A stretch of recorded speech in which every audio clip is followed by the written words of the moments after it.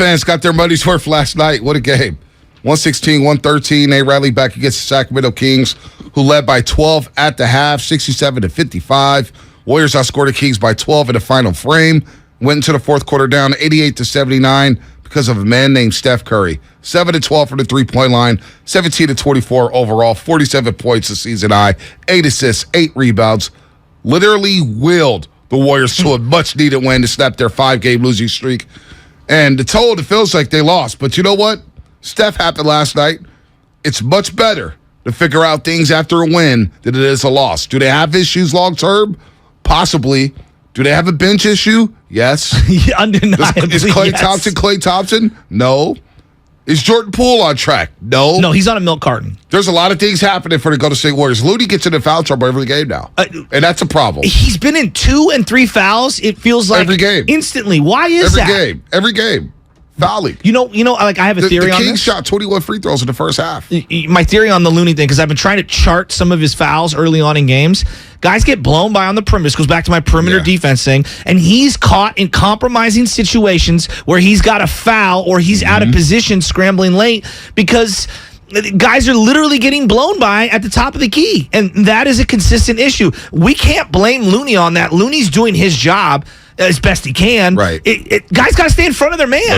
No doubt. They have to. And they have to. So the Kings shoot 21 free throws in the first half yesterday. Mind you, Orlando shot 46 free throws last Thursday. God. Detroit shot 38 free throws last Sunday. So it's, a couple Sundays ago. So teams are getting to the free throw line. They're getting into the bonus because the entire team's hacking. Well, our entire team's getting blown by, hacking, and sending guys to the free throw lines. Lateral quickness is a problem for them, and then reaching because they get blown by, and they've got to be at the bottom of the league in terms of free throw Bottom 5. Yeah, Bottom 5. And in terms of fouls as well. Yep. Oh my goodness. The other thing that I do want to point out in terms of the positive. My God, those jerseys are so clean. Jerseys, nice classic edition. They're so awesome, and I like the C, the little captain thing that you have over the shoulder there, or I guess over the Mullen and Tim Hardaway. It's so Richmond. cool. Aren't they cool? The court looks cool. Doubt. Half court, like the California State with the star at the Bay Area. I always thought that was a cool a great logo. So you got Steph Curry, Klay Thompson, and Draymond Green with the C's on their jersey. So those are the 3 C's? Those are the 3 C's. For captains. I thought it was for champions. Could be for that, too. Let's go to... I love those jerseys. So. Let's go to Nick in San Jose. Nick, what's happening? Hey, I love your guys' back and forth and your keen intellect. Look, on the starting 5, I want to first say Curry is such a godsend, not only on the court, but his comments after the game, the way he holds himself. Way to go, Wiggins, hitting those threes. I want to get compromised between Bonte and Shasky on Klay. He needs to have a little self-awareness, stop with these fadeaway shots, and he needs to right now guard 3s and 4s till he gets better. Exactly. Iggy needs to play. Why is Iggy not playing? Dante will be a stabilizer when he gets better. He's a good player. JaMychal Green needs to play more. And you cannot play those 5 you played the last 2 minutes in the first quarter. How could Kerr and his team come up with that after 3 days off? And Jordan Poole's problem is the carry issue. It's in his head, man. It's not Draymond punching him. It's the carry issue. So what I would do is, if you're not going to play Wiseman and Kuminga, you put them down or package them for Miles Turner because you would have our starting 5 and Poole, Iggy, Dante, and JaMychal and Turner, and those are your 10. And here's the last thing on this. You cannot go more than 10 games playing this half in, half out with the kids, okay? We need to get a top 4 seed. The West is deep, and we are hunted. Guys, why won't Iggy get on the floor and package Kuminga and one of the other guys and get Miles Turner? Well, Miles Turner's a free agent. Miles Turner's a free agent at the end of the year. By the way, can we just pause for a second? So you don't have to give up that much. Can we just pause for a second? I love Nick's intensity. Me too. It's 7:23 in the morning, and it's almost like we're in May. Because people, there's a variety of things.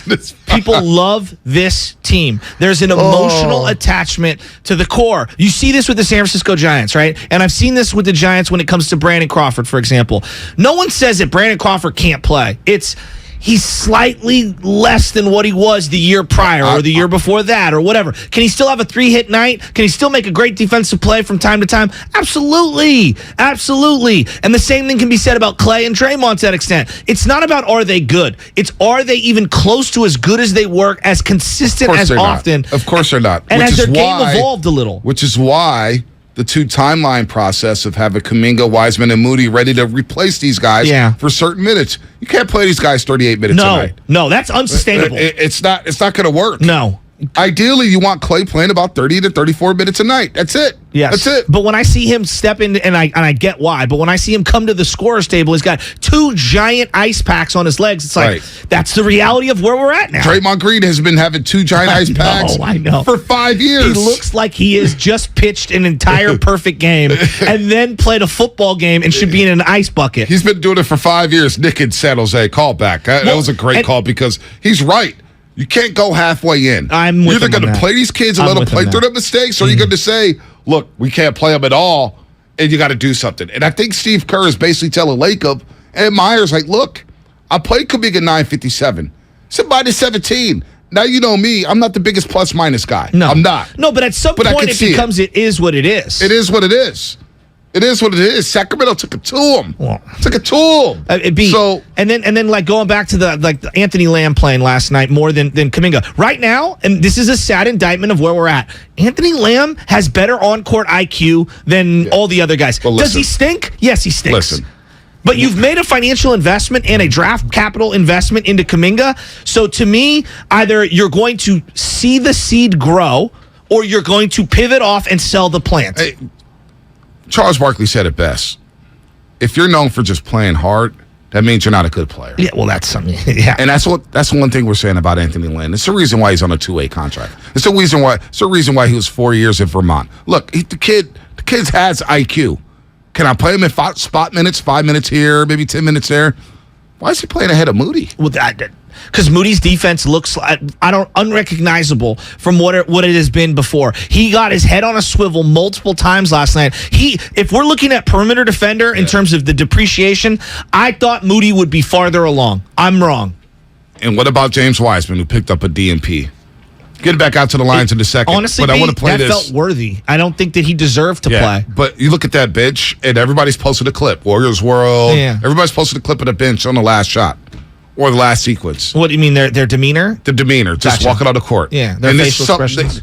It's not everything. Like, I'm not a big cheerleader guy. Hey, we need to be celebrating on the bench. Kent Bazemore. But you know what? There is something about the energy. There's a disconnect there. Oh, I agree with that. I agree with that. Here's Draymond's message, and I want to get to Susie and San Jose in just a second. Draymond's message to James Wiseman.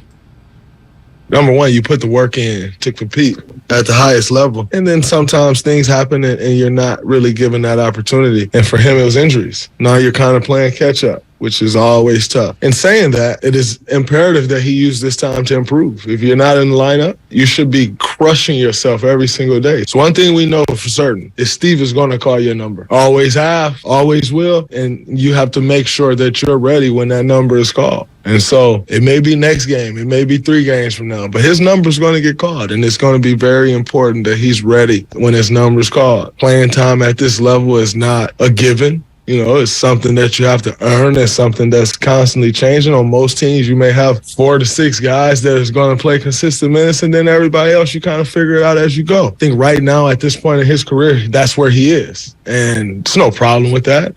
When I was in the 3rd year of my career, I was expected to do that same thing. And then obviously David Lee got hurt and things changed for me. But that's pretty much where most guys are at that point in their career. So from that standpoint, I don't think he's much further behind the majority of guys who's, young in their career. So he said a lot of things there, and he's got more. But he said, look, in my 3rd year, I was in the same spot. The difference is Draymond Green was a 2nd-round pick, number 35 overall. And had 4 years of seasoning with Tom Izzo, and IQ was not a question regarding basketball IQ. James Wiseman played 3 games in college. He's played 50 games, or actually 49 because he didn't play last night. Got a DNP. 49 games since the calendar flipped to 2020, January 1. That's not a lot of burn. And the fact is, it is what it is. He was the number 2 overall pick. I don't believe LaMelo Ball fits here, I don't know. But the fact is, he's a number 2 overall pick. And now he's in his third year and he's not even playing. That's a problem. Well, it's a nightmare. Let's call it what it is. It's a nightmare. He didn't even help you at all last year. It's been a nightmare. It's an absolute nightmare. Yeah. And so, what do you do with Wiseman? I think the kid needs to play. Send him down to the G League and just let him play. Yeah, but how's that confidence back Okay, up. so just, on the G League thing for just a second, let's pause here. How is it going to help him being the primary scorer and the guy who's getting the ball on a team down in the G League, playing against remedial defenders and remedial players? But then when he comes back up to the big league club, his role is going to then change. It's not going to be you're the primary scorer. It's not. And you're not going to be the primary. Like, do you get where I'm going? Like, he's going to go back down there. He's going to be one of the better players, you hope, down there. Mm-hmm. And he's going to have a certain role. Then he's going to come back here, and that role is going to be completely different than what it would be in the G League. So how does the G League help him? I'm asking sincerely. Just running up and down and playing. He just needs to play. We said the same thing about Jordan Poole. The G League helped him. You make valid points there. But he needs to play to work on his game. I know. He needs to work on screen setting. He needs to go down to the G League. You're right. It's a and they need to catch-22. say, look, you're right. Work on your screen setting. His screen setting is horrific. Well, he gets either way too thin or he gets way too wide as he's moving. And it's he one gets or the called other. for a Or he doesn't even come up where he's supposed to set the screen. Or he's late. Yeah, that's what I'm. Yes. So his screen setting is terrible. Terrible. His feel for the defensive side of the court is not there. No, at all. So I just need him to play and just shed. Like, if I don't believe, and I asked Festus this last night, can you get better sitting on the bench? I said, no, you got to play. So you've got to play. Okay, it's not just Wiseman, because yes, he's a. It's not just Wiseman, but like, what happened to Moody's defense? What happened to Kuminga's defense? I think Kuminga's been fine defensively for the most part. You look at what's going on there. You're playing with Ty Jerome, Anthony Lamb, and then Jordan Poole and Klay Thompson, who doesn't have lateral quickness right now. That lineup was rough. That lineup was terrible. It was rough. This is what we're talking about here. Rough. So James Wiseman can't even get on the floor against the Sacramento Kings. He's rotting on the bench. He's not going to get better watching. I don't believe he's going to get better watching. So what do? Do you send him down to the G League? Do you package him? Do you admit your mistake and say, you know what? We made a mistake with the number 2 overall pick. And you pivot, don't panic, and you move on. Well, that may be your situation right now. I'm with you on that. And you're probably trading pennies on the dollar. Like, that's the reality of where you're at. And you would be looking for someone who's in an expiring contract, like a Miles Turner, because then you can have him for the rest of the year. It doesn't cost you as much. Maybe you attach a second-round pick to that as well, which is a crazy thing to say out loud.